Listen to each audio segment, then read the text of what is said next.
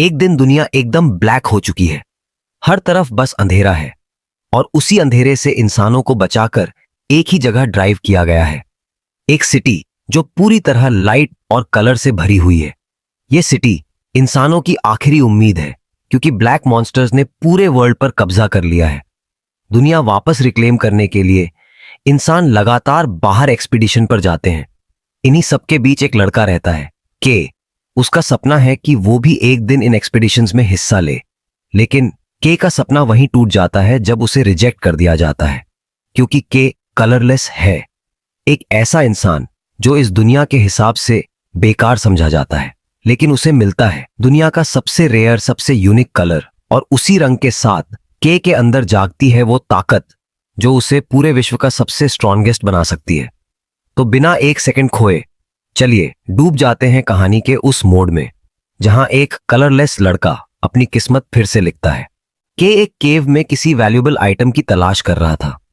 इसके थोड़े देर बाद ही उसे वह चीज मिल जाती है। वह चीज कुछ और नहीं बल्कि इंक था, जो इस दुनिया में हमारे पेट्रोलियम जितना ही रेयर है। और यह के का पेट, जिसका नाम है नीरो। के इसकी तलाश कर रहा था क्योंकि जिन लोगों के पास इंक होता है वो लोग पायोनियरिंग क्रॉप्स में ज्वाइन हो सकते हैं। के उस अंडरग्राउंड केव से बाहर निकलता है और अपने सामने देखता है। उसके सामने का नजारा डरावने के साथ ही खूबसूरत भी था, क्योंकि पूरी दुनिया कलरलेस हो चुकी है और उसके बीच में है एक कलरफुल सिटी। जहां उस सिटी में आज कोई सेलिब्रेशन चल रहा था, क्योंकि वहां पर उस सिटी के हीरोज आ चुके थे। इस कलरलेस दुनिया में जिसके पास जितना शाइनिंग कलर होगा वह उतना ही स्ट्रॉन्गर बन सकता है, और इन हीरोज को कलरिस्ट कहा जाता है। लोग आपस में उनके वाइब्रेंट कलर्स की तारीफ कर रहे थे और साथ ही उनके ओवर पावर बैटल की भी। उनमें से ही एक पर्सन बोलता है, जब तक हमारे पास कलरिस्ट हैं तब तक हमारी शाइनिंग सिटी सेफ रहेगी। सीन शिफ्ट होता है एक डिस्ट्रिक्ट में जिसका नाम था शैडो डिस्ट्रिक्ट। जैसा कि नाम से ही पता चल रहा है, यहाँ पे लोग उतने ज्यादा कलरफुल नहीं है। लोगों ने यहाँ पे लाइन लगा रखा है क्योंकि यहाँ पर सी रैंक तक के पायनियर्स का रिक्रूटमेंट हो रहा है, और इसी एंट्रेंस एग्जाम को क्लियर करके अपना हीरो यहाँ पे ज्वाइन होना चाहता है। लेकिन अगले ही पल उसे किसी ने धक्का मारकर नीचे गिरा दिया था, और वो लोग उस पर गुस्सा करते हुए बोलते हैं, आखिर तुम बार बार क्यों आ जाते हो? ये प्लेस तुम जैसे लोगों के लिए नहीं है। के उनको इंक दिखाकर बोलता है, मेरे पास तो इंक भी है, तो फिर मैं क्यों नहीं आ सकता? मैंने इस इंक को ढूंढकर अपना क्वालिफिकेशन प्रूफ कर दिया है, तो फिर क्या प्रॉब्लम है? फिर ये पर्सन बोलता है, तुम खुद से जाओगे या फिर हमें तुम्हें मार के यहां से बाहर करना होगा? तुम हमें ज्वाइन नहीं कर सकते क्योंकि तुम कलरलेस हो। जो सुनकर के का दिल टूट जाता है। फिर वही रेड हेयर पर्सन बोलता है, यहां पर लोगों के जन्म से ही उनका रोल डिसाइडेड होता है, लेकिन तुम जैसे इडियट्स इस बात को नहीं समझते। मैं तुम्हें आखिरी बार वार्न कर रहा हूं। बोल के वो अपने हाथ में अटैक गैदर करने लगता है और उस अटैक को के पर अनलीश कर देता है, जिससे के को हीट वेव्स का सामना करना पड़ता है। फिर वो अपनी पावर का शो ऑफ करने के बाद बोलता है, क्या तुमने ये देखा? शायद तुम समझ चुके होगे कि हमारे बीच क्या डिफरेंस है। हम जैसे चोजन वन लोग ही पायनियर्स बन सकते हैं, और तुम जैसे कमजोर लोग ब्लैक लैंड्स में सरवाइव नहीं कर सकते।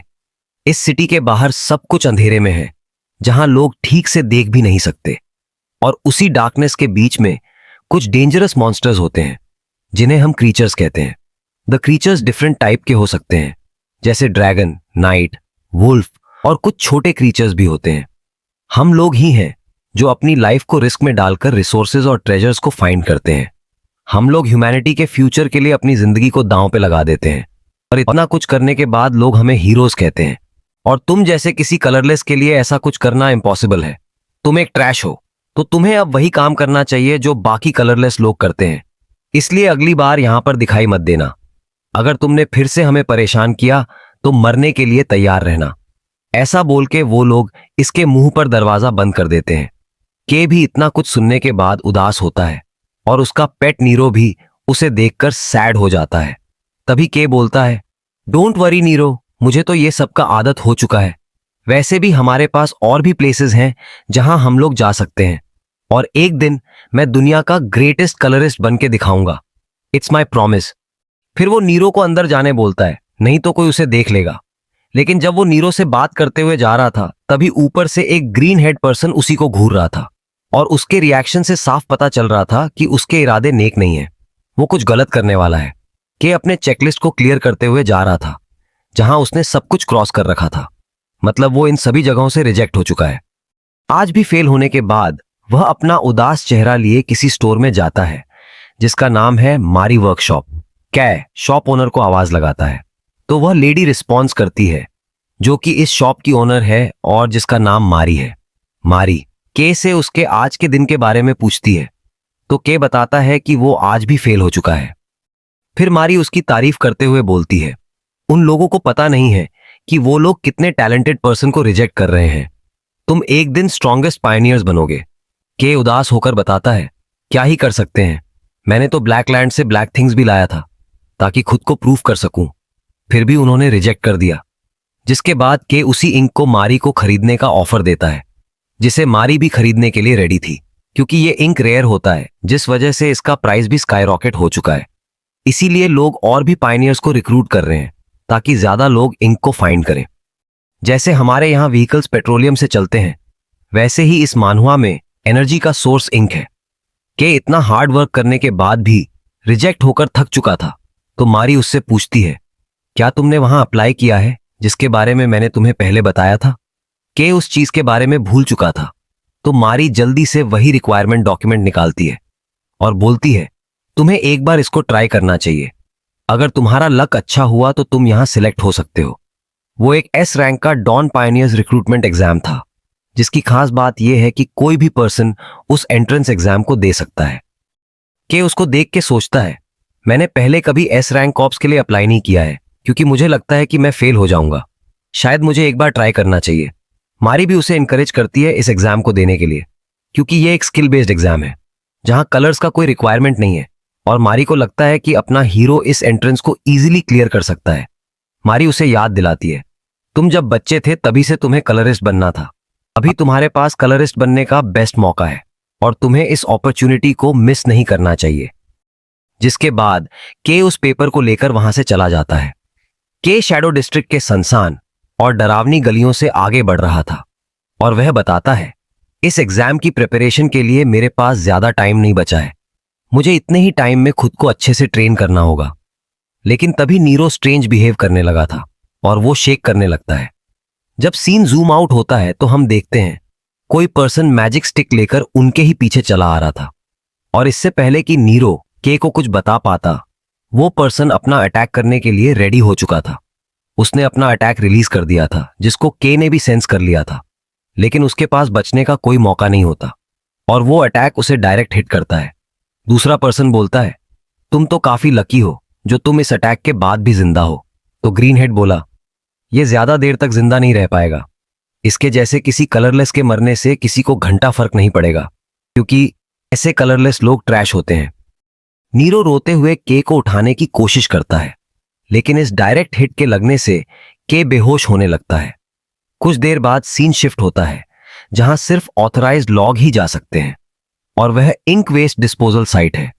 के को होश आता है और वह याद कर रहा था कि अभी क्या हुआ। तो ग्रीन हेड बोलता है, तो तुम उठ गए, लेकिन इसका कोई फायदा नहीं, क्योंकि मैं तुम्हें जिंदा यहां फेंकने वाला हूं। वो आगे बताता है, जब सभी टाइप्स के इंक्स साथ में मिक्स हो जाते हैं तो इंक वेस्ट क्रिएट होता है, जो कि इंसानों के लिए जानलेवा होता है। इतना डेंजरस है कि इसमें जाने के बाद तुम्हारी बॉडी मेल्ट हो जाएगी और कोई पता भी नहीं कर सकेगा कि वो पर्सन कौन था। के रोते हुए पूछता है, आखिर तुम कौन हो और तुम ऐसा क्यों कर रहे हो? मैंने क्या किया है? ग्रीन हेड बोला, तुमने कुछ नहीं किया, तुम बिल्कुल इनोसेंट हो। लेकिन जब मैंने तुम्हारे पास एक क्रीचर को देखा तो मैं शॉक हो गया था, क्योंकि तुम्हारे पास जो पेट है वह किसी ट्रेजर से कम नहीं। वो ऐसा इंटेलिजेंट क्रीचर है जो ह्यूमन कमांड्स को समझने के साथ साथ फॉलो भी करता है। फिर वो अपने पार्टनर से बोलकर नीरो को वहां बुलाता है। इन लोगों ने नीरो को केज में ट्रैप कर रखा था और नीरो रो रहा था। के उनसे नीरो को जाने देने के लिए बोलता है, लेकिन ग्रीन हेड बोलता है, क्या मैं किसी कलरलेस के ऑर्डर्स मानूंगा? It's so pathetic. मैं इस क्रीचर को ब्लैक मार्केट में सेल करूंगा, जिससे मुझे बहुत सारे पैसे मिलेंगे। के सोचता है, मुझे पहले से केयरफुल रहना चाहिए था, क्योंकि शैडो डिस्ट्रिक्ट में लूट और क्राइम एक आम बात है। मेरे साथ बचपन से डिस्क्रिमिनेशन हुआ है और लोगों ने हमेशा मेरा मजाक बनाया है, क्योंकि मैं एक कलरलेस था। लेकिन मेरे पास सिर्फ एक नीरो ही था जिसे मैं अपना फैमिली मानता था। मैं नीरो को यहां इनके पास नहीं छोड़ सकता। फिर वो गुस्से में बोलता है, Don't mess with me. उसके पास से अलग अलग टाइप का ऑरा रिलीज हो रहा था, जिसको ग्रीन हेड ने भी नोटिस कर लिया था। और इस प्रेशर से उसे ऐसा लग रहा था जैसे उसकी बॉडी में करंट दौड़ रहा हो। साथ ही ग्रीन हेड को फील हो रहा था जैसे के उसकी एनर्जी को सक कर रहा हो। इससे पहले कि के कुछ और करता, वो बिना देरी किए के को नीचे फेंक देता है। के गिरने से नीरो रोने लगता है, लेकिन इन दोनों को इससे फर्क नहीं पड़ता। वे लोग तो अभी नीरो को बेचने के बाद जो पैसे मिलेंगे उसके बारे में बात कर रहे थे। सीन शिफ्ट होता है, जहां के उसी मिक्स्ड इंक लिक्विड के अंदर ही डूब रहा था। वो सोचता है, मुझे नीरो को बचाना होगा, लेकिन मैं अपनी बॉडी को मूव नहीं कर पा रहा हूं। और वो अपनी पास्ट मेमोरीज को याद करके बोलता है, मैं ये सबको ऐसे खत्म नहीं होने दे सकता, मुझे कुछ करना होगा। मैं अपने प्रॉमिस को पूरा किए बिना नहीं मर सकता। मुझे नीरो को बचाना है और ग्रेटर पायनियर्स बनना है। तभी उसे एक वॉइस सुनाई देती है। के कंफ्यूजन में सोचता है, आखिर ये वॉइस कहां से आ रही है। वो वॉइस बोलती है, तुम सिर्फ खड़े क्यों हो? तुम कुछ करते क्यों नहीं? Accept it. वो करो जो तुम कर सकते हो। क्या तुम नीरो को ऐसे ही छोड़ दोगे? Right now, your colour, take it back. इसके साथ ही उसका फेस काफी स्केरी हो चुका था और अगले पल ही वो उस ब्लैक मिक्स लिक्विड को अब्सॉर्ब करने लग जाता है। उसने पूरे लिक्विड को सोख लिया था और ऐसा लग रहा था जैसे वो किसी दूसरे वर्ल्ड में आ चुका हो। वो अपने दो फॉर्म्स को देखता है, एक ब्लैक और एक व्हाइट, जो उसके काइंडनेस और एंग्री नेचर को दर्शाता है। के खुद को देखकर बोलता है, ये क्या हो रहा है? मैं तो इंक के अंदर था ना, मुझे कुछ याद नहीं। उसके बाद क्या हुआ? और सबसे जरूरी बात, हु एम आई? मैं अभी भी जिंदा कैसे हूं? तभी उसे नीरो के रोने की आवाज आती है। अब जब के ऊपर देखता है तो वहां उसे वही दोनों लोग दिखाई देते हैं जो उसे देखकर हंस रहे थे। नीरो चीख चीख के रो रहा था और मानो वो के को ही बुला रहा हो। के अपना हाथ बढ़ाते हुए बोलता है, मुझे याद आ गया, मुझे नीरो को बचाना होगा। उसके हाथ बढ़ाते ही वहां से ब्लैक ऑरा रिलीज होता है, जो वही इंक वेस्ट लिक्विड था। ये दोनों लोग अपने सामने उस चीज को देखकर स्टन्ड रह जाते हैं। ग्रीन हेड नीचे देखकर बोलता है, अभी क्या हुआ? सारा इंक इंस्टेंटली डिसअपियर कैसे हो गया? वहां देखो, वो क्या है? क्या वो कोई इंसान है? लेकिन इसका कलर ब्लैक क्यों है? ग्रीन हेड डरते हुए बोला, ये कोई इंसान नहीं हो सकता, ये एक क्रीचर है। इसके अगले पल उस कुएं से एक बड़ा सा हाथ निकलता है, जो इनके तरफ ही आगे बढ़ रहा था। हमें यह नहीं बताया जाता कि उसके आगे क्या होता है, लेकिन सामने के नजारे को देखने से पता चल रहा था जैसे कोई बड़ा एक्सप्लोजन हुआ हो। एक ओल्ड मैन चिल्लाते हुए बोलता है, तुम लोग मेरी बात का विश्वास करो, मैंने जो देखा वो सच है। वहां पे ऐसा बड़ा सा हाथ आया जिसने ये किया, लेकिन पुलिस ऑफिसर उसे कोई मेंटल समझ रहा था। ओल्ड मैन आगे बताता है, वहां सडनली एक हाथ अपीयर हुआ जिसने इस एरिया का ऐसा हाल कर दिया है। जिसके बाद हमें उसी ग्रीन हेड को दिखाते हैं, जो कि बिल्कुल के की तरह पूरी तरह से कलरलेस हो चुका था, जैसे उसकी रूह से सारी लाइफ खींच ली गई हो। और ओल्ड मैन पुलिस ऑफिसर को सब बताता है जो उसने देखा। रेड हेयर कलरिस्ट बोलता है, ये तो फॉर्चुनेट है कि सिर्फ 2 लोग ही इसके चपेट में आए। फिर ब्लू हेड बताती है, इनका रेपुटेशन भी कुछ ठीक नहीं था और इन दोनों का रैंक बी था। लेकिन मुझे समझ नहीं आ रहा है आखिर इनके साथ क्या हुआ होगा जो ये लोग कलरलेस हो गए। और रेड हेयर को भी ये बात समझ नहीं आ रही थी। फिर वो बताता है, वो यहां पे उस क्रीचर को मारने आया है जो इस सिटी में अपीयर हुआ था। वैसे वो क्रीचर अपना के ही है। तभी उनके पास एक पुलिस ऑफिसर हांफते हुए उन दोनों के पास आता है और वो ऑफिसर इन दोनों से पोलाइटली पूछता है, सर आप लोग यहां शैडो डिस्ट्रिक्ट में क्या करने आए हैं? तो रेड हेयर बताता है, वो लोग यहां पे उस क्रीचर के बारे में इन्वेस्टिगेट करने आए हैं। और वो ऑफिसर से इस साइट को दिखाने को बोलता है, तो ऑफिसर भी उनको दिखाने के लिए रेडी हो जाता है। और जब वो लोग वहां जाते हैं तो उस जगह पे कुछ भी नहीं बचा था, सब कुछ डिस्ट्रॉय हो चुका था। इसे देखने से लगता है जैसे ये लोग किसी गार्बेज माउंटेन को देखने आए हों। दोनों के आसपास पड़े केमिकल्स को देख रहे थे। फिर लड़की बोलती है, इस लिक्विड को देखने से लगता है जैसे ये पक्का किसी क्रीचर का ही काम है। वो आगे बताती है, हमने पहले ही सभी रिपोर्टेड लोकेशंस पर चेक कर लिया था, लेकिन ऐसा कैसे हो सकता है कि कोई लार्ज क्रीचर सिटी के बीचों बीच आ जाए? क्योंकि अक्सर जो क्रीचर सिटी में हैं वह सब तो छोटे जानवर और इंसेक्ट्स और बर्ड क्रीचर होते हैं। वैसे भी सिटी के अंदर वाले क्रीचर्स हार्मलेस हैं। ब्लू हेड गर्ल पूछती है, क्या ये कोई न्यू वेरिएंट का क्रीचर हो सकता है? लेकिन रेड हेयर इसको बिना एविडेंस के कंक्लूजन पर जाने से मना करता है। फिर दोनों लोग सोच में पड़ जाते हैं। आखिर वो लोग कैसे पता करेंगे कि ये डिस्ट्रक्शन कैसे हुआ और वो क्रीचर आखिर गया कहां? गाइस, वैसे इसके रेड हेयर्स हैं और इसका फेस भी शैंक्स जैसा सिमिलर है, तो अब से इस रेड हेयर को शैंक्स ही बोलेंगे। सीन दूसरी तरफ शिफ्ट होता है, जहां पे के बेहोश पड़ा था और नीरो उसको उठाने की कोशिश कर रहा था, और नीरो के चाटने से के होश में आने लगता है। जब वो नीरो को सेफ पाता है तो वो उसका नाम चिल्लाते हुए उसे हग कर लेता है। लेकिन उसे अभी भी अंदाजा नहीं था कि उसके साथ क्या हुआ और वो यहां कैसे आया। के इसके लिए उन दोनों को ब्लेम करता है। वो याद करता है उसके साथ क्या क्या हुआ, कैसे ग्रीन हेड ने उसे मिक्स इंक में फेंक दिया, और फिर कैसे वो ट्रांसफॉर्म होकर पूरी तरह ब्लैक कलर्ड बन गया, और फिर कैसे वहां से एक जायंट हाथ निकला जिसने उन दोनों पर अटैक कर दिया था। के तुरंत अपने हाथों को चेक करता है, क्योंकि वो अभी भी श्योर नहीं है कि वो ब्लैक पर्सन के था या नहीं। जब वो खुद को पहले जैसा ही पाता है तो वो सोचने लगता है, आखिर वो जिंदा कैसे बच गया, जबकि उस लिक्विड में जाने से ह्यूमंस इंस्टेंटली मर जाते हैं। फिर वो अपने आसपास देखता है, जहां चारों तरफ अंधेरा था और उसे क्लियरली दिखाई भी नहीं दे रहा था। जिसके बाद के नीरो को अपनी मदद करने के लिए बोलता है, तो नीरो भी उसकी बात मानते हुए किसी बेब्लेड के जैसे गोल गोल घूमने लगता है, और नीरो के ऐसे घूमने से उसका ब्लैक कलर बदलकर शाइनिंग व्हाइट कलर हो चुका था, जो कि टेम्पररी लाइट बल्ब जैसा काम आएगा। इसके साथ ही के अपने आसपास बहुत सारे क्रीचर्स को नोटिस करता है, जो बिल्कुल शांति से उसे ही देखे जा रहे थे। इन क्रीचर्स और लोकेशन को देखने के बाद उसे रियलाइज होता है कि वो ब्लैकलैंड में आ चुका है, जिसके बारे में हमें उस रेड हेयर वाले पर्सन ने स्टार्टिंग में बताया था। अभी के जिस लोकेशन पर है उसका नाम है ब्लैक फॉरेस्ट, और वहां सिर्फ बी रैंक या उससे हायर लेवल्स वाले ही जा सकते हैं।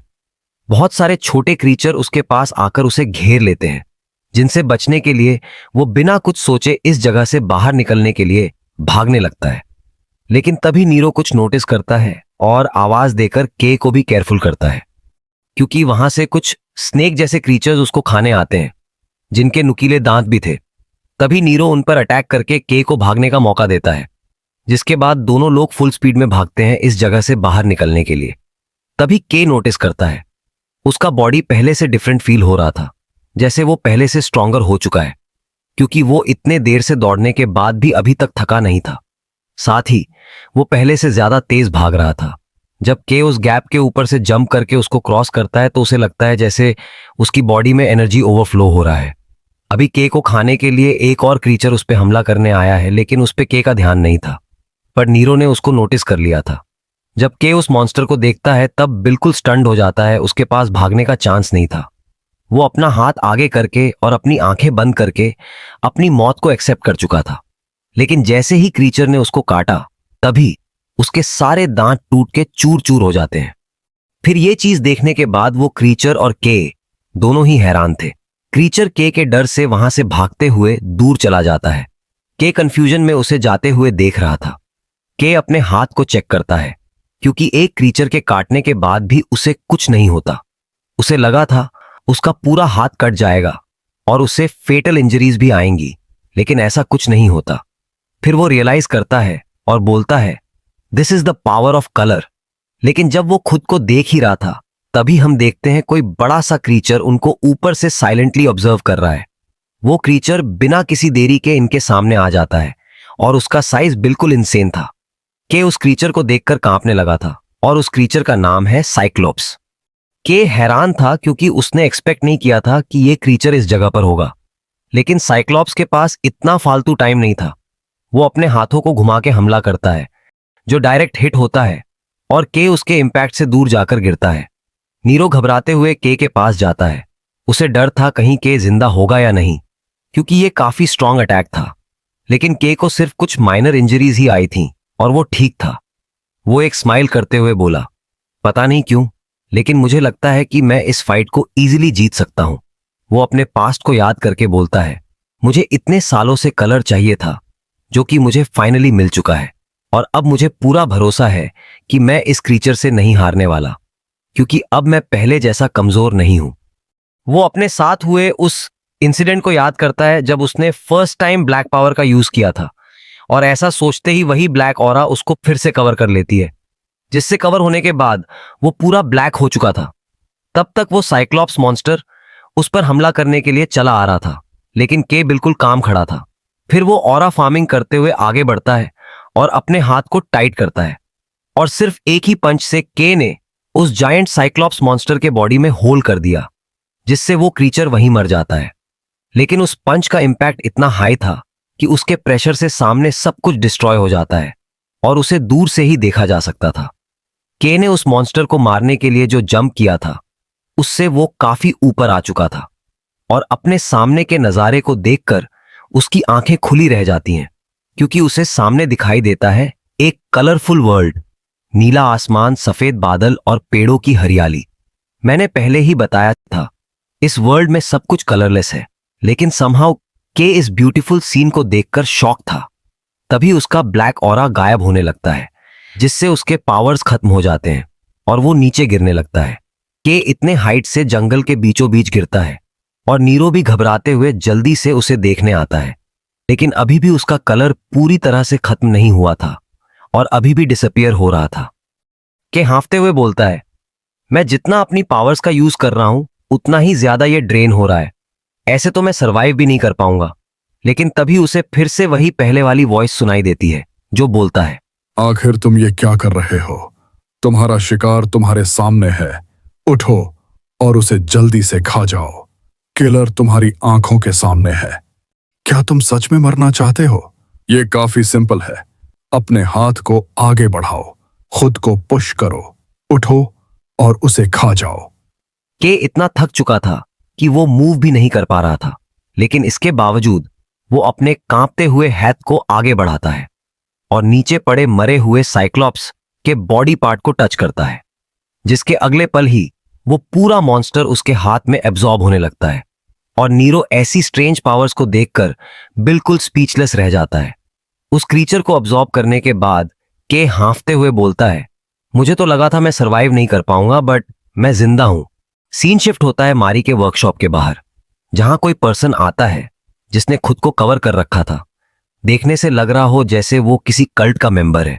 उसके अंदर आने से मारी का ध्यान उसके तरफ जाता है, जिसके बाद मारी उसको वेलकम करती है और पूछती है कि उसे क्या काम है यहाँ, क्या उसे कुछ स्पेशल डिजाइन करवाना है।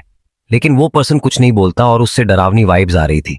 धीरे धीरे वो मारी के पास चला आ रहा था और मारी उससे बोलती है, आप काफी सस्पिशियस लग रहे हो, आपको जो काम है वो बोलिए। लेकिन उसके ना रुकने पे मारी अपने हाथ में वेपन ले लेती है और उसे वहीं रुकने बोलती है, वरना वो उसे मार के उड़ा देगी। पर वो पर्सन इसके पास आके जोर से चिल्लाता है, जिससे मारी डर के कांपने लगती है और उसे गाली बकते हुए दूर रहने बोलती है। फिर वो पर्सन अपना फेस रिवील करते हुए मारी को काम डाउन होने बोलता है। ये के था जो भूत बन के मारी को डरा रहा था। वो मारी को डराने के लिए माफी मांगता है, लेकिन उसका अपीयरेंस देखकर मारी का मुंह खुला ही रह जाता है। मारी के अपीयरेंस को देखकर पूरी तरह से शॉक्ड रह जाती है। के अपना स्टोरी बताता है, यहां से जाने के बाद उसके साथ क्या क्या हुआ, जो सुनने के बाद मारी के हाथ कांपने लगते हैं। फिर वो सडनली एंग्री मोड में आके बोलती है, मुझे बहुत गुस्सा आ रहा है, मैं उन बास्टर्ड्स को कभी माफ नहीं करूंगी। इसके लिए तो मेरे इसी हैमर से उनका सर फोड़ देना चाहिए। मैं जा रही हूं उन्हें सबक सिखाने। लेकिन के उसको शांत करके बताता है कि उसने ऑलरेडी रिवेंज ले लिया है। यह सुनकर मारी शांत हो जाती है और बोलती है कि उसने कभी नहीं सोचा था कि ऐसा भी कुछ हो सकता है। लेकिन वो के को सेफ देखकर काफी खुश है और के भी उसे घबराने से मना करता है। मारी आगे बोलती है, यह बिल्कुल अनबिलीवेबल है, इंक वेस्ट में गिरने के बाद भी जिंदा रहना और साथ ही कलर्स गेन करना, इट्स इम्पॉसिबल। फिर वो चिंता करते हुए बोलती है, लेकिन तुम्हें ब्लैक कलर मिला है, जो कि क्रीचर्स का कलर होता है। हो सकता है लोग तुम्हें इस कलर की वजह से बुरा समझें। लेकिन के को अपने ब्लैक कलर से कोई प्रॉब्लम नहीं है, क्योंकि वो पहले ही बहुत डिस्क्रिमिनेशन सह चुका है और अब उसके पास मौका है एक कलरिस्ट बनने का। इसीलिए वो अब यहां से सीधे पायनियरिंग कॉर्प्स के एंट्रेंस एग्जाम को देने जाने वाला है। लेकिन उससे पहले के मारी से एक फेवर मांगता है। फेवर नहीं बल्कि भीख मांगता है। प्लीज मारी, प्लीज मुझे कुछ कपड़े और गियर्स दे दो, जो मैं आने के बाद रिटर्न कर दूंगा। और मारी डिस्गस्टिंग फेस बनाते हुए बोलती है, फिर से? पर मारी के को मना नहीं करती और कुछ कपड़े देने के लिए रेडी हो जाती है। फिर वो उसे अपने साथ ले जाती है जहां पे उसने कुछ आइटम्स को प्रिपेयर कर रखा है, वो भी स्पेशली के लिए। और मारी को लगता है वो परफेक्टली फिट होगा। जिसके बाद सीन शिफ्ट होता है उसी एंट्रेंस एग्जाम के पास, जहां पे बहुत सारे लोग अपने वेपन्स के साथ उस एग्जाम में पार्टिसिपेट करने आए थे। और यहाँ पे कुछ लोग नर्वस थे इतनी ज्यादा भीड़ को देखकर। तो रेड हेयर वाला बंदा सबको मोटिवेट करता है और कॉन्फिडेंट रहने को बोलता है। ये दोनों लड़के भी बताते हैं कि उनका सपना है डॉन पायनियरिंग कॉर्प्स में शामिल होने का, और इस एंट्रेंस एग्जाम को देने के लिए दोनों काफी ज्यादा एक्साइटेड हैं। अगर इन्होंने इस एग्जाम को क्लियर कर लिया तो ये लोग एस रैंक कॉर्प्स में जा सकते हैं, जिन्हें literally the hope of shining city कहा जाता है। लेकिन इनका असली प्रॉब्लम यह है कि इस बार के कैंडिडेट्स काफी ज्यादा स्ट्रांग हैं, जिन्हें हराना नियरली इम्पॉसिबल है। ब्लू हेयर वाली लड़की एक फेमस बाउंटी हंटर है और ट्रेडिशनल कलर फैमिली की सेकंड डॉटर भी। बाकी ये दोनों लड़के भी हाल ही में अपनी ब्रेवरी के कारण काफी मशहूर हुए हैं। लेकिन फिर भी पूरी भीड़ में जिस इंसान को सबसे ज्यादा अटेंशन मिल रहा है वो है ग्रीन हेयर वाला गेल, जिसका पास होना तो गारंटीड माना जा रहा है। सुना है ये इतना स्ट्रांग है कि अकेले ही रैम्पेज क्रीचर्स को संभाल लेता है, लेकिन लोग इसे इसके क्रूअल और वायलेंट नेचर की वजह से जानते हैं। और इसी ट्रबल कॉजिंग बिहेवियर की वजह से इसे इसकी प्रीवियस पार्टी ने किक आउट भी कर दिया था। ब्लू हेड लड़का हीरो मोड में बोलता है, तुम लोग घबराओ मत, मैं तो इजीली उन जेसोन को हरा दूंगा। और बाकी दोनों इसका मजाक उड़ाने लगते हैं। लेकिन दूर खड़ा गेल इनकी सारी बातें सुन रहा था। वो इरिटेट होके बोलता है, रिडिकुलस ब्रैट्स, बहुत बोलते हैं। मुझे लगा था यहाँ एस रैंक के स्ट्रांग प्लेयर्स आएंगे, लेकिन लगता है मुझे इन चुटियों से लड़ना पड़ेगा।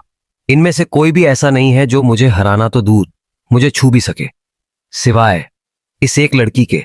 उसकी निगाह ब्लू हेयर वाली लड़की पर टिकती है, एली सायन, सायन फैमिली की सेकंड डॉटर। ये कम से कम एस रैंक जितनी स्ट्रांग तो दिखती है। फिर गेल स्माइल करते हुए बोलता है, मैंने रूमर्स सुने हैं कि ये भी बहुत स्ट्रांग है। और फिर वो अपनी इमेजिनेशंस में खो जाता है और बोलता है, अगर मैंने उसे डिफीट कर दिया तो लोगों का रिएक्शन देखने लायक होगा। तभी स्पीकर से अनाउंसमेंट होता है, candidates, the Dawn Pioneering Corps का एंट्रेंस एग्जाम अब शुरू होने वाला है। तभी वहां पे एक येलो हेयर वाला पर्सन आता है, जिसे देखते ही लोग उसके बारे में बातें करने लगते हैं। वाओ, ये तो डॉन पायनियरिंग कॉर्प्स का एक फेमस कलरिस्ट है, ही सो अमेजिंग। इसने और बाकी कलरिस्ट ने एक लार्ज स्केल क्रीचर हंटिंग में बहुत ज्यादा कंट्रीब्यूट किया था। और इस एग्जाम को लेने अगर ऐसे फेमस कलरिस्ट आए हैं तो इसका मतलब है कि ये लोग भी रिक्रूटमेंट को लेकर काफी सीरियस हैं। आज से पहले मैंने कभी इतना ओवरवेलमिंग प्रेजेंस फील नहीं किया था। ये एस रैंक कॉर्प्स सच में किसी और ही लेवल पे चलते हैं। येलो हेयर कलरिस्ट यहाँ आए सभी का वेलकम करता है और एग्जाम में हिस्सा लेने के लिए धन्यवाद भी देता है। मोटिवेट करने के लिए वो एक स्पीच भी देता है, जिसे हमें अच्छे बच्चे की तरह स्किप ही कर देना चाहिए। फिर वो असली बात पर आता है, हमें सिर्फ उन लोगों की जरूरत है जो ह्यूमन टेरिटरी को वापस लेने में हमारी मदद कर सकें। और इस काम में सबसे बड़ी जरूरत है कॉम्बैट स्किल्स की। वो आगे कहता है, स्ट्रॉन्ग क्रिएटर्स से लड़कर टेरिटरी रिक्लेम करना आसान नहीं है, इसलिए यहां मौजूद हर कैंडिडेट को अपनी एबिलिटी प्रूव करनी होगी, क्योंकि इस शाइनिंग सिटी से बाहर सिर्फ वही लोग सरवाइव करते हैं जो सच में स्ट्रांग होते हैं। सबसे पहला राउंड काफी सिंपल है। स्टेज पर 2 नंबर्स बुलाए जाएंगे और वही दोनों कैंडिडेट्स एक दूसरे से फाइट करेंगे। जो जीतेगा वही अगली स्टेज के लिए क्वालिफाई करेगा। सबसे पहला नंबर होता है 126 और 286। लोग गॉसिप्स करने लगते हैं, आखिर इसका ओपोनेंट कितना अनलकी होगा जिसका फर्स्ट बैटल ही इस मॉन्स्टर के अगेंस्ट है। और ये स्माइल करते हुए बोलता है, मैं तो कब से बोर हो रहा था, लेकिन अब मैं कमजोर किडो को मसल के थोड़ा फन करूंगा। वो अपने सामने वाले ओपोनेंट को देखकर सोचता है, आखिर ये बंदा इतना क्रीपी क्यों लग रहा है। उसके स्टांस काफी ऑकवर्ड है और देखने में भी वो बहुत वीक लग रहा है। वो सोर्ड निकालते हुए बोला, लेकिन इससे कोई फर्क नहीं पड़ता, मैं अपने ओपोनेंट्स को क्रश कर दूंगा। वो बिना होल्ड बैक किए अपने सोर्ड को मूव करते हुए अपना अटैक प्रिपेयर करता है और लोग उसके अटैक को देखकर अमेज थे, क्योंकि सबने इसके बारे में सुना था, लेकिन आज सबको देखने को मिलेगा। एक पर्सन बोलता है, ये इतनी कम एज में ही गेल सोर्ड को हैंडल कर पा रहा है, वो सच में एक ट्रू जीनियस है। गेल एक कोल्ड लुक देते हुए बोलता है, तो क्या तुम मेरे अटैक को रोकने के लिए तैयार हो? अगर तुम इससे नहीं बच पाए तो तुम खून से लाल हो जाओगे। इसके तुरंत बाद ही वो उस पर अटैक करने चला जाता है। और नंबर 286 उसे आते देखकर हैरान रह जाता है। गेल अपने सोर्ड को स्विंग करके अपना अटैक उसके गले के पास तक ले आता है, लेकिन तभी वो पर्सन उसके मुंह पे एक जोर का मुक्का मारता है और सिर्फ एक ही मुक्के में गेल इस रिंग से बाहर जाकर स्टेडियम की वॉल्स में टकराता है। जितने भी लोग इस मैच को देख रहे थे, सभी का मुंह खुला ही रह जाता है। कोई भी इस चीज पे विश्वास नहीं कर पा रहा था कि इतना स्ट्रांग और जीनियस पर्सन सिर्फ एक ही मुक्के में इतने दूर गिर गया। साथ ही वो एक ही मुक्के में बेहोश हो चुका था और लोगों को ये सब इम्पॉसिबल लग रहा था। नंबर 286 अपने हाथ को मूव करते हुए बोलता है, शायद मैंने कुछ ज्यादा जोर से मार दिया उसे, क्योंकि चारों तरफ केओस फैल चुका है। और दूसरी तरफ लोग हैरानी से कांपते हुए बोलते हैं, क्या मैं कुछ गलत देख रहा हूं? क्या सच में उसका कलर ब्लैक है? आखिर कोई ब्लैक कलर कैसे हो सकता है? ये तो उन क्रीचर्स का कलर है। क्या किसी ह्यूमन का कलर भी ब्लैक हो सकता है? इस ब्लैक हेयर पर्सन ने गेल के सोर्ड को सिर्फ एक ही पंच में बेहोश कर दिया है। लेकिन के इरिटेटेड फेस बनाकर बोलता है, ये लोग इतना ओवर रिएक्ट क्यों कर रहे हैं? क्या मैंने कोई गलती कर दी है? अगले सीन में बाकी सभी ब्लॉक्स में भी फाइट स्टार्ट हो चुका था। ये रेड पर्सन अपने ओपोनेंट पे रॉक बॉम्ब अटैक कर रहा है, लेकिन इसका ओपोनेंट के सभी अटैक्स को ब्लॉक करते हुए उसके तरफ ही आगे बढ़ रहा था। उसके पास जाते ही के उसे एक जोर का मुक्का मारता है, जिससे ये पर्सन भी दूर जाकर गिरता है। इसके बाद के अपने बाकी ओपोनेंट्स को भी ऐसे ही बेयर हैंड से वन शॉट कर रहा था। ऐसे ही वो और 2-3 राउंड्स जीत जाता है और येलो हेयर कलरिस्ट दूर खड़े होकर उसकी फाइट्स को बिल्कुल ध्यान से देख रहा था। उसके पास वाली लेडी के की तारीफ करते हुए बोली, ये बच्चा तो बाकियों से काफी स्ट्रांग है। और दूसरा ब्लू हेयर पर्सन बोला, हाँ, और साथ ही ये अभी तक का पहला पर्सन है जिसका कलर ब्लैक है, इसलिए हमें इसे रिक्रूट कर लेना चाहिए। तभी उनके पास शैंक्स आ जाता है उसी ब्लू हेयर गर्ल के साथ, और बाकी लोग इन्हें देखकर शॉक हो जाते हैं। शैंक्स उनसे पूछता है, एग्जाम कैसा जा रहा है? क्या तुमने डिसाइड कर लिया तुम किन्हें रिक्रूट करोगे? वो ब्लू हेयर पर्सन बोलती है, आप लोग यहाँ क्या कर रहे हो? मैंने तो सुना था आप किसी कमीशन रिक्वेस्ट को हैंडल करने गए थे ना, जहां सिटी के बीच में एक डिस्ट्रक्शन हुआ था। शैंक्स बताता है उसे वहां कुछ खास नहीं मिला। फिर ये लेडी बताती है कि इस बार के कैंडिडेट्स काफी ज्यादा स्ट्रांग हैं और इस बार सायन फैमिली की यंग लेडी भी कंपीट कर रही है। साथ ही एक एक्सट्रीमली यूनिक कैंडिडेट भी है। अब तक शैंक्स ने भी नोटिस कर लिया था और वो पूछता है, कहीं वो यूनिक पर्सन ये ब्लैक हेयर तो नहीं?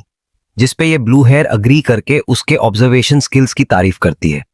और वो आगे बताती है, इस ब्लैक हेयर ने फर्स्ट मैच में ही one of the strongest candidate को हरा दिया और उसके बाद से एक राउंड भी नहीं हारा। अगर ऐसे ही चलता रहा तो उसका एडमिशन गारंटीड होगा। ब्लू हेयर गर्ल आके पूछती है, क्या हम लोग जिसकी तलाश कर रहे हैं ये वही हो सकता है? जिसपे शैंक्स भी अग्री करता है और बोलता है, हाँ, ऐसा हो सकता है, क्योंकि उस इंसिडेंट के तुरंत बाद ही किसी न्यू कलर का अपीयर होना कोई कोइंसिडेंस नहीं हो सकता। लेकिन अभी के लिए हमें उस ब्लैक हेयर पे नजर रखना होगा और एविडेंस कलेक्ट करना होगा। अब तक के ने एक विनिंग स्ट्रीक बना लिया था। वो इस इनक्रेडिबल पावर की तारीफ करके बोला, अगर ऐसे ही चलता रहा तो मेरा पायनियर बनना पक्का है, लेकिन मुझे केयरफुल रहना होगा। मैं पहले के जैसा ड्रेन अप नहीं हो सकता। अगर मैं अपने पावर का ज्यादा यूज करूंगा तो पिछली बार की तरह ही मैं अपना कलर खो दूंगा। तभी वो अपने सामने देखता है जहां पे आइस क्रिस्टल्स का पहाड़ बना था, और ये एली थी जिसने अपने ओपोनेंट को आइस में ट्रैप कर दिया था, जिससे वो इस राउंड को इजीली जीत जाती है। के पीछे वाले लोग सायन फैमिली के इंप्रेसिव कलर और स्किल्स की तारीफ कर रहे थे, जिसको के भी सुन रहा था। और उनमें से एक पर्सन बोलता है, आखिर कोई ऐसी स्ट्रांग प्लेयर को कैसे हरा पाएगा? She is incredible.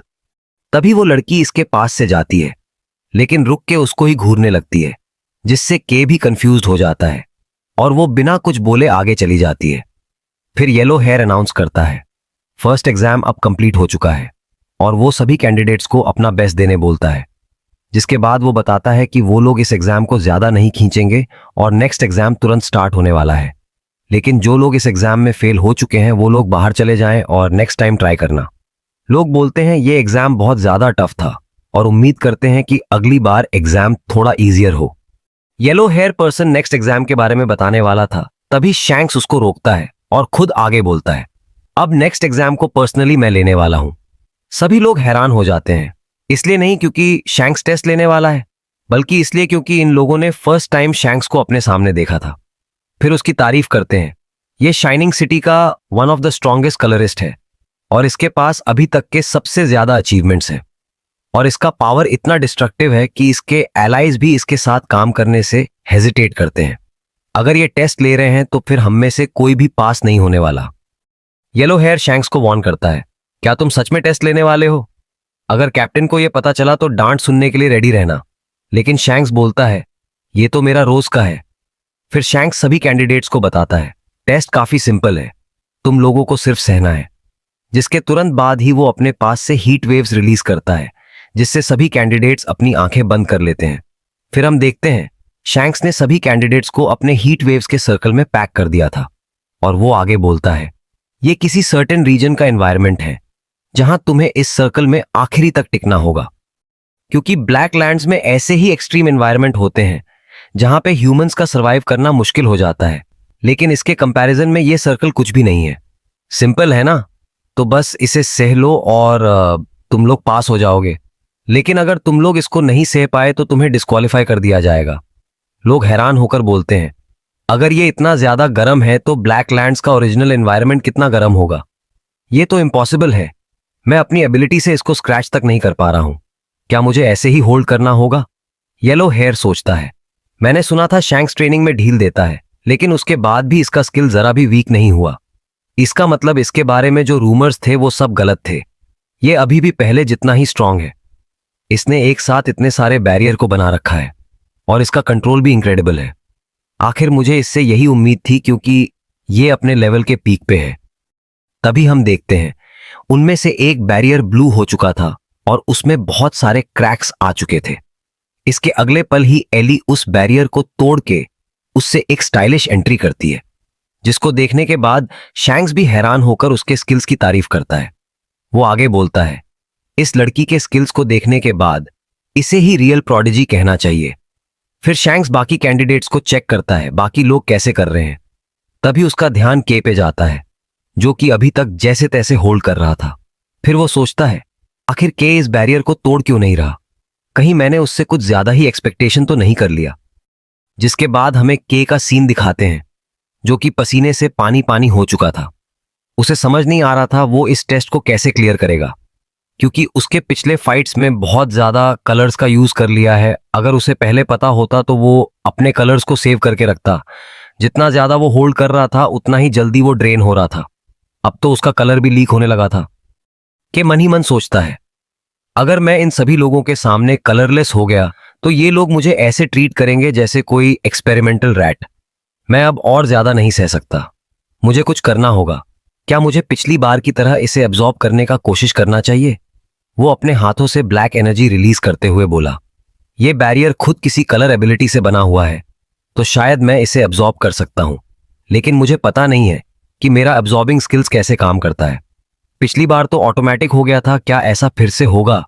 इसलिए वो रिस्क लेकर ट्राई करने का सोचता है और अपना हाथ उस बैरियर पे रखता है। और रिजल्ट्स काफी शॉकिंग थे। उसके सिर्फ टच करने से ही वो बैरियर एब्जॉर्ब होने लगा था। इतना ही काफी नहीं था, तो वो अपने साथ साथ बाकी सभी लोगों के बैरियर्स को भी एब्जॉर्ब कर लेता है, जिससे बाकी लोग हैरान हो जाते हैं। चारों तरफ से बैरियर सक होकर उसके हाथ में जा रहे थे और के सब कुछ एब्जॉर्ब कर रहा था। दूर से शैंक्स और येलो हेयर के को ही देख रहे थे। जहां इतने बैरियर्स को एब्जॉर्ब करने से के पास खुद ही एक ब्लैक बैरियर बन चुका था। दोनों लोग इसे देखकर हैरान थे और येलो हेयर बोलता है, क्या इस दुनिया में कोई ऐसा स्किल भी हो सकता है? शैंक्स बोलता है, मुझे लगता है हमें वो मिल चुका है, यही है रियल लूनेटिक। तब तक के ने सभी के बैरियर्स को फुली एब्जॉर्ब कर लिया था और लोग उसे ही देख रहे थे। वो एम्बैरेस्ड होकर सोचता है, ये क्या हो गया? मुझे लगता है मैंने कुछ ज्यादा ही कर दिया। अभी हमें एली सायन का पर्सपेक्टिव दिखाया जाता है, जो बताती है उसके लिए ये एग्जाम बहुत इंपॉर्टेंट था।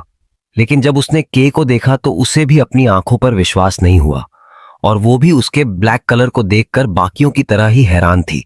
उसे इस एग्जाम में अपनी फैमिली से मिली हुई पावर्स को प्रूव करना था, लेकिन एक न्यू कलर का अपीयर होना सबके लिए शॉकिंग था। मुझे अपनी फैमिली में बेस्ट बनने के लिए रेज किया गया है, इसलिए मैं किसी से पीछे नहीं रह सकती और साथ ही मैं अपनी सिस्टर को अपसेट करने का रिस्क बिल्कुल भी नहीं ले सकती। लेकिन वो लड़का के वो बहुत ज्यादा स्ट्रांग है। इतना ज्यादा कि अगर मैं उससे सीरियसली फाइट करूं तो भी मैं अपनी जीतने की गारंटी नहीं दे सकती। उसके पास कुछ ऐसा है जिसे सिर्फ स्ट्रेंथ से एक्सप्लेन नहीं किया जा सकता। आखिर वो पर्सन क्या है? नहीं, मैं अभी ओवरथिंक नहीं कर सकती। इससे कोई फर्क नहीं पड़ता कि वो क्या है। नेक्स्ट टाइम चीजें ऐसी नहीं रहेंगी, ये मेरा प्रॉमिस है। तभी शैंक्स के पास आता है और उसे अपने साथ चलने बोलता है। फिर वो उसकी एबिलिटीज की तारीफ करते हुए बोलता है, तुम्हारी एबिलिटी तो अमेजिंग है। और वो ब्लैक ऑरा काफी वाइल्ड था जो सब कुछ सक कर रहा था। मैं खुद को होल्ड बैक नहीं कर पाता जब मैं क्यूरियस होता हूं। मुझे ब्लैक कलर के बारे में और जानना है, इसलिए चलो किसी प्राइवेट प्लेस पे बात करते हैं। के पूछता है, लेकिन एग्जाम का क्या? शैंक्स बोलता है, इट्स फाइन, तुम पास हो चुके हो, बाकी सब मैं देख लूंगा। के शॉक होकर सोचता है, क्या मैं सच में पास हो गया? मतलब मैंने अपनी पावर्स का यूज करके सही किया। फाइनली अब मैं एक पायनियर बन चुका हूं। तभी येलो शैंक्स पर चिल्लाते हुए बोला, इडियट, तुम उसे कहां ले जा रहे हो? अभी एग्जाम खत्म नहीं हुआ। लेकिन शैंक्स उसे शांत रहने बोलकर वहां से जाने लगते हैं। जिसके बाद येलो सबको बताता है कि अनएक्सपेक्टेड सर्कमस्टांसेस के वजह से एग्जाम इंटरप्ट हो गया, लेकिन अभी एग्जाम कंटिन्यू रहेगा। लेकिन इस बार नंबर 17 पार्टिसिपेट नहीं करेगी क्योंकि उसने अपना बैरियर खुद ही तोड़ दिया था। उसके अलावा बाकी सभी लोगों को यह एग्जाम फिर से देना होगा। एली शैंक्स और के को जाते हुए देखती रहती है। सीन शिफ्ट होता है जहां ब्लू हेयर ने इन दोनों को ड्रॉप कर दिया था और वो वापस जा रही थी। के उस लोकेशन को देखकर याद करता है कि ये वही जगह है जहां इंक वेस्ट था और वो अपने सामने के नजारे को देखकर हैरान था। फिर शैंक्स उससे बोलता है, ये थोड़ा अगली है ना? आज से कुछ दिन पहले यहां पर एक इंसिडेंट हुआ था जिसमें दो पायनियर्स जिनके पास पहले कलर था, वो दोनों लोग कलरलेस हो चुके थे। और आई विटनेसेस ने बताया कि उन्होंने एक जायंट हैंड को देखा था जिसने ये सब डिस्ट्रक्शन किया है। लेकिन स्ट्रेंज बात यह है कि इसके अगले दिन ही तुम अपीयर हुए, एक पर्सन जिसका कलर ब्लैक है। तो क्या ये कोई कोइंसिडेंस हो सकता है? एक ऐसा पावर जो दूसरों की एबिलिटी को एब्जॉर्ब करता है, एक कंप्लीटली फॉरेन एबिलिटी है। और के सोचता है, उसने सब पहले ही रियलाइज कर लिया था। क्या मुझे यहां से भागना चाहिए? लेकिन मैं भाग नहीं सकता क्योंकि मेरे सामने खड़ा person one of the strongest colourist है। तभी शैंक्स उसे काम डाउन करते हुए बोलता है, मैं तो बस तुम्हें टेस्ट कर रहा था, लेकिन अगर तुम सब बता दोगे तो मजा कम हो जाएगा। मेरा जॉब है चीजों को इन्वेस्टिगेट करके पता लगाना, लेकिन उससे ज्यादा मैं तुम्हारे एबिलिटीज में इंटरेस्टेड हूं। चाहो वो तुम्हारा ब्लैक कलर हो या तुम्हारे पावर्स, मैंने ऐसा कुछ पहले कभी नहीं देखा है। कलर पावर्स सिंपल दिखते हैं लेकिन ये मिक्स नहीं होते, और तुम्हारा एबिलिटी उन सभी कॉम्प्लिकेटेड रिलेशनशिप्स को इग्नोर करता है। और जो मैंने पिछले एग्जाम से ऑब्जर्व किया है उसके अकॉर्डिंग तुम अपने पावर्स को कंट्रोल नहीं कर सकते। अपने पास वाले कलर्स को सक करना तुम्हारे पावर्स का एक पार्ट है ना? के हेजिटेट करके अग्री करता है, जिसके बाद शैंक्स उससे एक टेस्ट परफॉर्म करने को बोलता है, लेकिन के को समझ नहीं आता।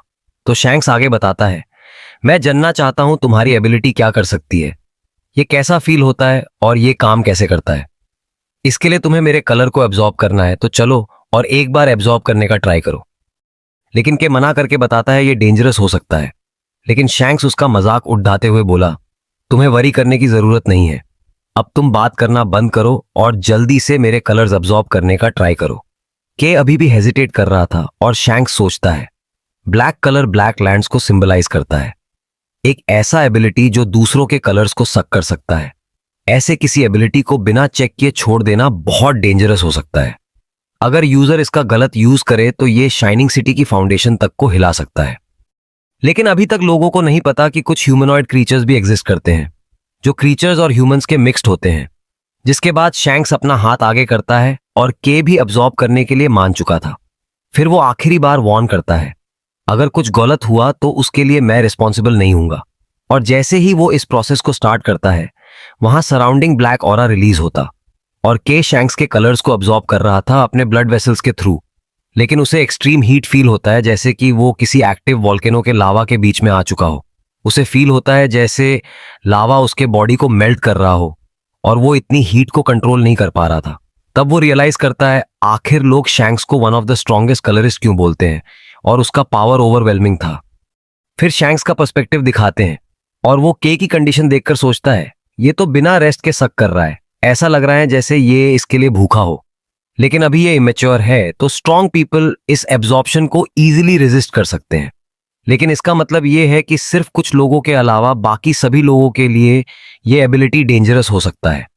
और जो चीज हमने एग्जाम हॉल में देखा वो इसके एबिलिटी का एक पार्ट हो सकता है, पर मुझे जानना एब्जॉर्ब कलर का यूज कैसे होगा। तभी शैंक्स नोटिस करता है के पास डार्क रेड ऑरा सराउंडेड हो रहा था। सडनली वहां से एक हाई इंटेंसिटी में ब्लैक और रेड मिक्स्ड ऑरा रिलीज होता है। और ये ऑरा कैसे रिलीज हो रहा था, फिर शैंक्स थोड़ा दूर हो जाता है और अपने सामने देखता है जहां के का हाफ बॉडी किसी क्रीचर जैसा बन चुका था। वह धीरे धीरे खुद पर से कंट्रोल खो रहा था और अब उसका हाथ भी किसी क्रीचर जैसा बन चुका था। शैंक्स सोचता है, अगर मैं अपनी आंखों से नहीं देखा तो मैं अभी भी उस इंसिडेंट के पीछे किसी क्रीचर को अस्यूम करता, लेकिन उसके पीछे तुम थे। मुझे अभी बहुत कुछ फिगर आउट करना है, लेकिन उससे पहले मुझे अपना फायर रेडी रखना होगा। इससे पहले कि तुम रैम्पेज हो जाओ मुझे तुम्हें कंट्रोल करना होगा। लेकिन इससे पहले कि शैंक्स उसके अटैक करे कि खुद ही कांपने लगा था। उसे फिर से वही वॉइस सुनाई देता है जो बोलता है, इंटेंस कलर, मुझे और चाहिए। ये पावर से ओवरफ्लो हो रहा है, मुझे और चाहिए। तुम्हें भी ये कलर चाहिए ना? ये कलर और चाहिए। It's yours, accept it. के सोचता है, आखिर ये वॉइस मुझे बार बार क्यों सुनाई देता है। के बोला, चुप रहो और यहां से दफा हो जाओ। फिर इसके बाद ही वो क्रीचर का ऑरा गायब हो जाता है और के वापस पहले जैसा हो जाता है, जो देखने के बाद शैंक्स स्पीचलेस रह जाता है और के को देखते हुए बोलता है, तो तुमने उसे सप्रेस्टेड कर दिया। के बोलता है, मैं ऑफ गार्ड हो गया था क्योंकि मेरे अंदर आने वाला पावर मेरी एक्सपेक्टेशंस से ज्यादा ही स्ट्रॉन्गर था। तो क्या यह टेस्ट एक सक्सेस था? फिर शैंक्स सोचता है, अगर तुम्हें कुछ पाना है तो तुम्हें उसके लिए रिस्क लेना होगा। और वो के से बोलता है, ये टेस्ट के लिए इनफ था, लेकिन तुमने अब तक रियलाइज कर लिया होगा कि कुछ दिन पहले होने वाले इंसिडेंट के लिए मुझे असाइन किया गया है, तो मुझे इसके पीछे के कल्प्रिट को भी ढूंढना होगा। लेकिन गुड न्यूज ये है कि एक पर्सन जो मेरे सामने है वो बिल्कुल एक स्ट्रांग सस्पेक्ट हो सकता है। वैसे भी बहुत लोगों ने इंसिडेंट को देखा था, तो जब उन्हें तुम्हारे पावर्स के बारे में पता चलेगा तो वो लोग तुम पर उंगली उठाएंगे। लेकिन जो तुमने डैमेज किया है उसको रीबिल्ड करने में ही कुछ 100 मिलियन तक का खर्चा आएगा। लेकिन अगर इस सिटी की लीडरशिप को तुम्हारी एबिलिटी डेंजरस लगी तो वो लोग तुम्हें कैप्चर करके कोई एक्सपेरिमेंटल रैट बना देंगे। इतना कुछ सुनने के बाद के भी डरने लगा था और उसके पास कोई और ऑप्शन न होने के कारण वो खुद को इन सब के लिए ब्लेम करता है। तभी शैंक्स एक्टिंग करते हुए बोला, अगर तुम मेरे अंदर में आ जाओ तो शायद मैं कुछ कर सकता हूं। जो सुनते ही के इसके लिए मान जाता है, लेकिन शैंक्स तो इसी के लिए के को ब्लैकमेल कर रहा था।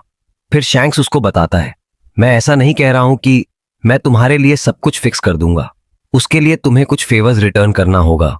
के सोचता है, लैब में चूहा बनने से बचने के लिए मैं तो कुछ भी कर सकता हूं। और वो शैंक्स से बोलता है, मैं आपके लिए सब कुछ करूंगा जो अब बोलोगे। जो सुनने के बाद शंक्स भी थरकी जैसे इशारे करने लगता है और जोर देकर बोलता है, एनीथिंग। गाइस बस अब ये के साथ भी वो 19 मिनट का वीडियो ना बनाने लग जाए। यहां से चैप्टर 6 स्टार्ट होता है, जहां पे शायद ये लोग किसी मिशन के लिए जा रहे थे। के बोलता है, ये मेरा फर्स्ट टाइम है जब मैं इतनी दूर तक जा रहा हूं और ये मेरा फर्स्ट मिशन है एक पायनियर बनने के बाद। मैं काफी एक्साइटेड और साथ ही नर्वस भी फील कर रहा हूं। वो लोग ये अजीब से व्हीकल से जा रहे थे जो आधा शिप और आधा टैंक जैसा दिख रहा है। तभी के को पीछे से ग्रीन हेयर वाला गेल बोलता है, ओए कलुए, तुम मुझे डिस्ट्रैक्ट कर रहे हो, इसलिए चुप हो जाओ और जाकर अपने सीट पे बैठ जाओ। वहां पे गेल के साथ एली भी थी। और फिर के सोचता है, मुझे तो बचपन से पायनियर बनना था, लेकिन मुझे ये नहीं पता था कि मेरा फर्स्ट मिशन ही इन दोनों के साथ होगा। गेल सोर्ड, जिसका दिमाग हमेशा ही खराब रहता है, और ये एली सायन, जो कि हमेशा शांत रहती है। फिर वो पास्ट का सीन बताता है जब वो हाफ क्रीचर बनने के बाद खुद पे कंट्रोल किया। तो उसके बाद शैंक्स उसको अपने साथ एक्सप्लोरेशन पे ज्वाइन होने के लिए ऑफर करता है। वो बोलता है, मैं अनचार्टेड एरिया में बहुत टाइम से नजर रख रहा हूं और मुझे लगता है कि मुझे तुम्हारी जरूरत है। लेकिन अभी थोड़े देर पहले शैंक्स के गंदे इशारे दिखने के बाद के उसको एक साइड लुक देता है। तो शैंक्स हंसते हुए बोलता है, भला तुम मुझे ऐसे क्यों देख रहे हो? वैसे भी वहां पे तुम अकेले नहीं जा रहे हो, तुम्हारे साथ वहां पे और भी लोग होंगे जिन्होंने रिक्रूटमेंट एग्जाम को पास किया है, इसलिए तुम्हें वरी नहीं करना चाहिए। पायनियर कॉर्प्स वाले जल्द ही एक्सप्लोरेशन रोड मैप की अनाउंस करेंगे, तो उसके बाद मैं तुम्हें बाकी सभी डिटेल्स एक्सप्लेन कर दूंगा। लेकिन तुम इस बात का ध्यान रखना कि तुम्हें टाइम पे वहां आना होगा। क्या तुम्हें इससे रिलेटेड कुछ पूछना है?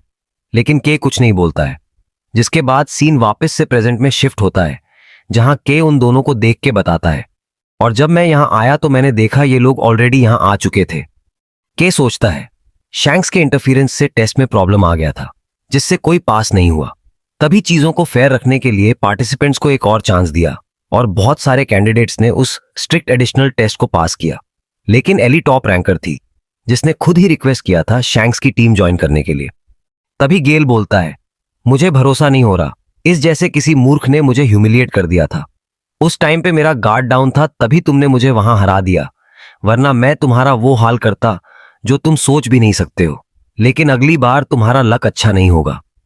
गेल आगे बोलता है, बस एक बार इस एक्सप्लोरेशन को खत्म होने दो, उसके बाद मैं तुमसे अपना बदला लूंगा। अगर रावियन मेरे पीछे नहीं होती तो मैं अभी तक तुम्हें सबक सिखा चुका होता। तभी एली उनके बीच में बोलती है, लेट्स स्टॉप। अगर तुम सीरियस भी होते तो भी तुम्हारा वही हाल होता, और तुम एक ही मुक्के में नॉक हो जाते।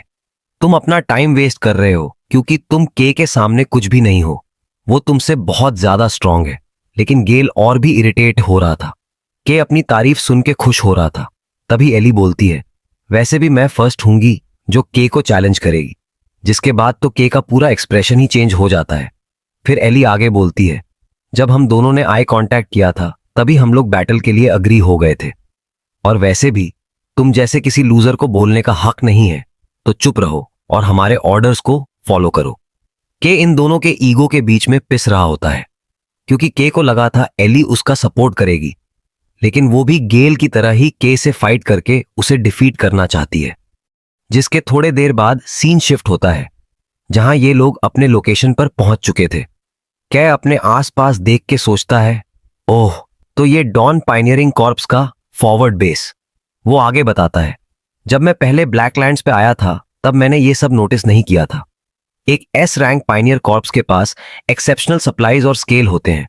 जब वो आगे देख ही रहा था तभी कोई आके उसके चीक्स को टच करता है। ये मारी थी, और के उसे देख के खुश था। तो वो बताती है, ये के का पायनियर बनने के बाद फर्स्ट मिशन है, तो उसे तो आना ही था। और के की आवाज सुनने के बाद नीरो भी बाहर आ जाता है।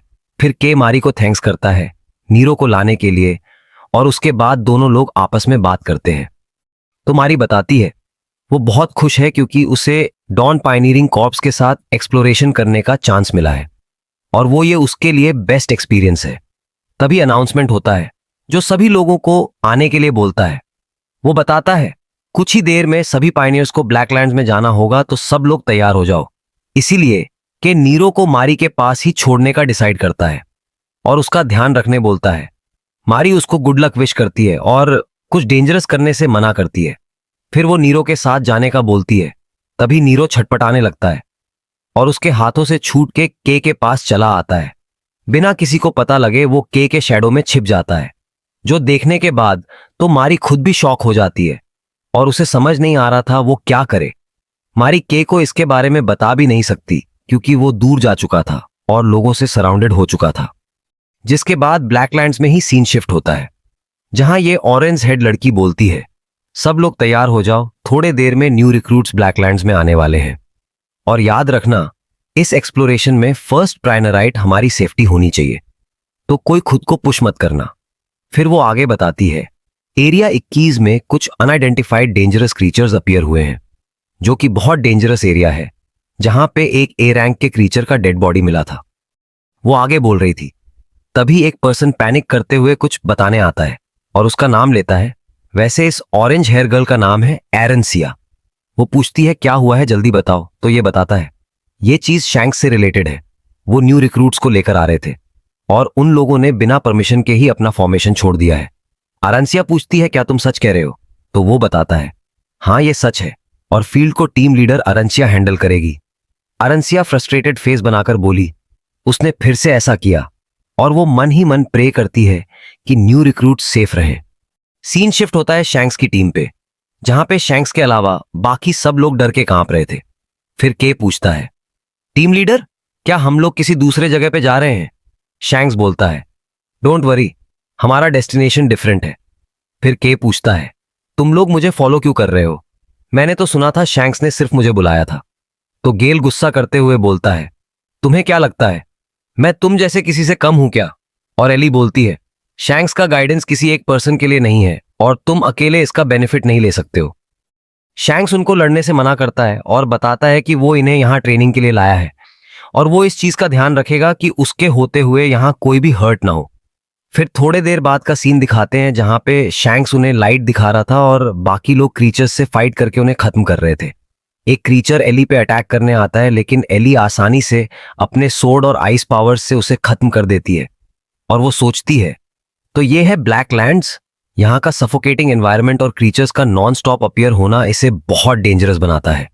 मुझे अपनी स्ट्रेंथ को मैनेज करना होगा, अगर मैं रेकलेसली फाइट करूंगी तो जल्द ही ड्रेन आउट हो जाऊंगी, इसलिए मुझे खुद को प्रिपेयर रखते हुए इफिशिएंटली मूव करना होगा और वैसे भी मैं के से पीछे नहीं रह सकती हूँ। तभी उसका ध्यान के पे जाता है और वो कुछ देखकर शॉक रह जाती है। फिर वो उससे पूछती है तुम ड्रॉपर का यूज क्यों नहीं कर रहे हो? मैंने एंट्रेंस एग्जाम में भी देखा था, तब भी तुमने ड्रॉपर का यूज नहीं किया था। तो के बताता है मेरे पास कोई ड्रॉपर ही नहीं है क्योंकि वो बहुत ज्यादा एक्सपेंसिव होते हैं और मैं उन्हें अफोर्ड नहीं कर सकता और मैंने कभी किसी ड्रॉपर का यूज नहीं किया है। वैसे भी मुझे उसके बिना कोई प्रॉब्लम नहीं होता। जो सुनने के बाद तो ये दोनों लोग स्पीचलेस हो जाते हैं।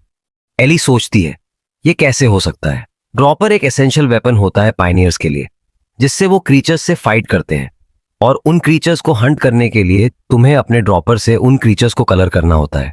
लेकिन इस लड़के ने कभी ड्रॉपर्स का यूज ही नहीं किया, तो इसका मतलब है ये अपने हाथों से ही क्रीचर्स को हंट करता है। और गेल सोचता है तो इसका मतलब है मैं किसी ऐसे पर्सन से हार गया जिसने कभी ड्रॉपर्स का यूज तक नहीं किया है। फिर इसके बाद गेल डिसाइड करता है वो के को अपने हाथों से क्रश करेगा। शैंक्स भी पीछे से इनकी बातों को सुन रहा था और वो सोचता है ये उतना भी बुरा नहीं है। के ने अपनी बातों से दो जीनियसेस को फुली मोटिवेट कर दिया है। अभी तो ये और भी ज्यादा इंटरेस्टिंग होते जा रहा है। फिर वो उन्हें जल्दी से सभी क्रीचर्स को खत्म करने बोलता है, जिसके बाद वो लोग पार्टी करेंगे।